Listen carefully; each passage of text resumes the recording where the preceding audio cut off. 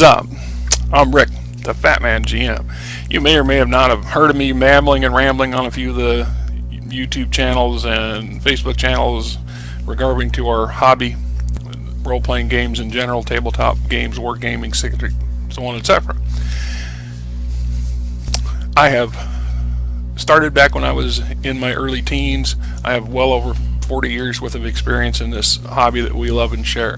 And a big part of what I like to do is go back and revisit a lot of the stuff that I have and have accumulated in my gaming career, if you will.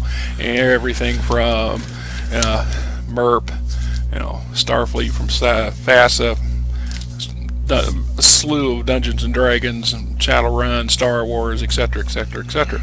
And I revisit these items individually, and hopefully to give some nostalgia for myself, to give you a little bit of an insight into some game system that you may or may not have heard of or may have not had the opportunity to play, and to remind those of us out there that do have them that these are quite viable and still entertaining today. So here we go, and here we are. This is one of those odd little things that they put out for Star Trek, the role-playing game, or in the earliest days, called the Star Trek Tricorder Starship Sensors Interactive Display. It's kind of like I don't want to call it a toy, but in some aspects exactly what it is. You've got your instruction manual, you've got a bunch of little slides and tags that can be slid in. And I haven't used this thing in so many years. Right, so you could slide these, goes in here.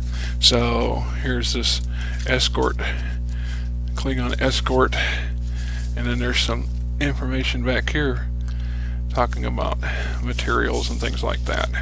And let's see a second here.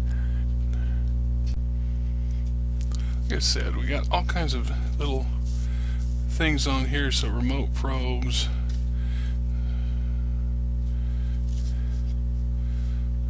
encounters a black hole, beam discharge, explosion, down here,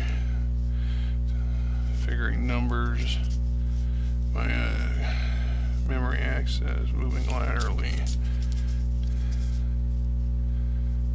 So it's supposed to resemble a tricorder.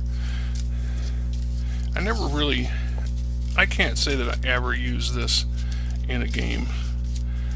I know I bought it because it was on the shelf, it was part of the stuff. In fact, I still got everything, tells me I hardly ever, I think it's the second time I've even looked at it in 30 odd years. Using Starship sensors, tricorder display,